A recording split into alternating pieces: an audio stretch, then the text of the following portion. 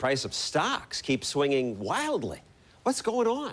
Does the pack know something we don't? The Dow has lost nearly 1,400 points. There is such panic selling. The drop in the stock market yesterday represented more than $1 trillion in losses. $1 trillion in a day?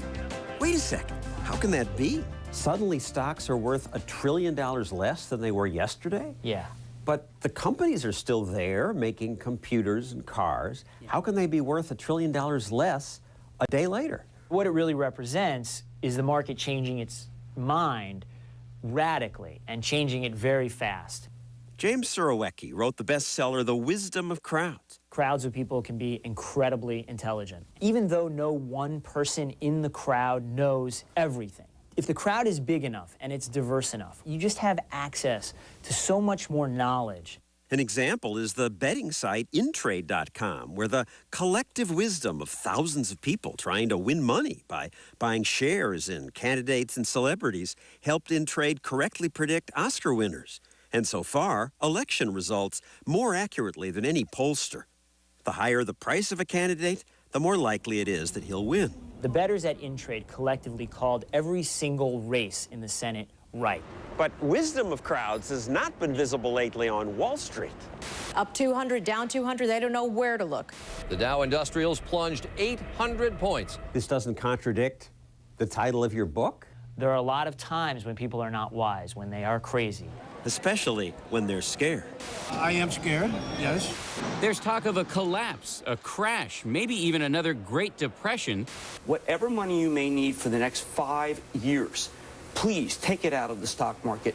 You cannot go through the day without just having people basically yelling in your ear. This is what other people think. This is what other people are doing. This is how afraid they are. And that makes it very hard for people to think for themselves. Groups are only smart when each individual in the group is thinking for himself. That's what usually happens on Intrade, where, by the way, today, Obama is leading. Wisdom? Sarah Palin told Elizabeth Vargas, no. It's going to go our way on Tuesday, November 4th. I truly believe that the wisdom of the people will be revealed on that day. Next week we'll know, but political opinion has been much steadier than beliefs about stocks. The next vice president of the United States. McCain-Palin did have an uptick after the Republican convention. After she was first announced, the public liked her. But soon after, say pollsters, her popularity faded. 3 weeks later, we're finding the public saying, no, she's not qualified, and we really don't care for her.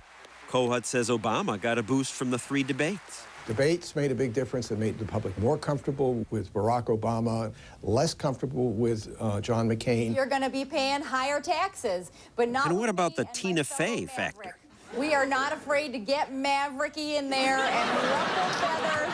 One polling company claimed Tina Fey's comedy routines hurt Palin, but other pollsters say it's not true.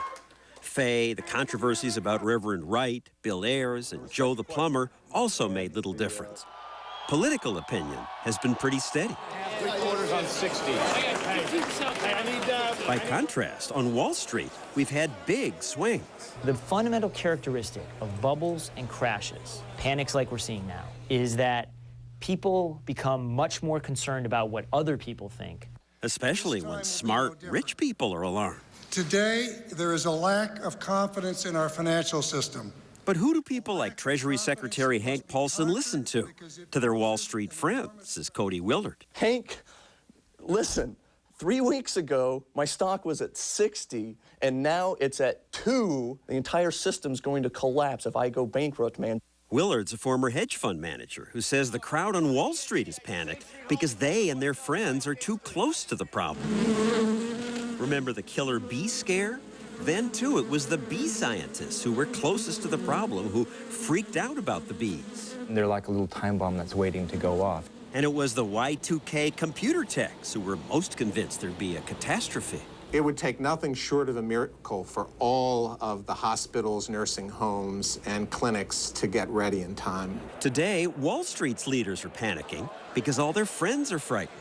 The entire banking system is collapsing beneath my feet. You got to do something. Can you send me some money? That is the madness of the crowds that Hank Paulson is hearing from. There have always been bubbles. Yeah, and one of the first ones is South Sea Bubble. In 1720, the South Seas bubble was a madness of optimism. people thought everyone would get rich from trade with the New World. The South Seas represented this tremendous investment opportunity. Stocks doubled and doubled again.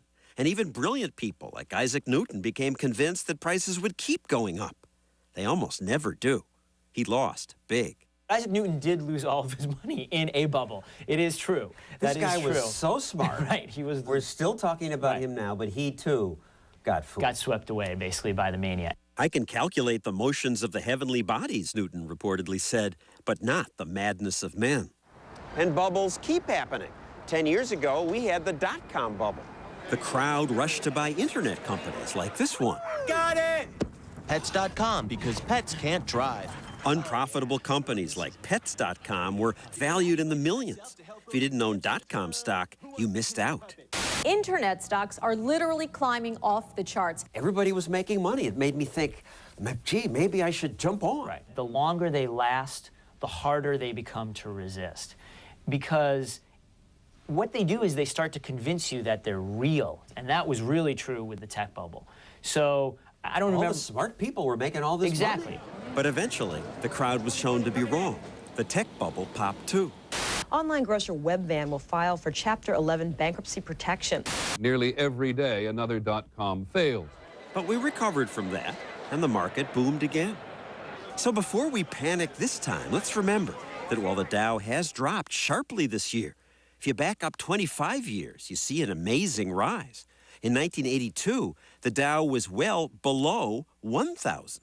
We're still up more than 1,000% in just the time since I was actually in elementary school. So why is everyone talking about the disaster?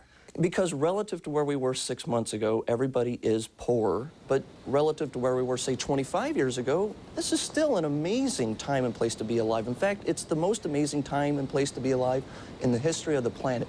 Let's chill out a little bit.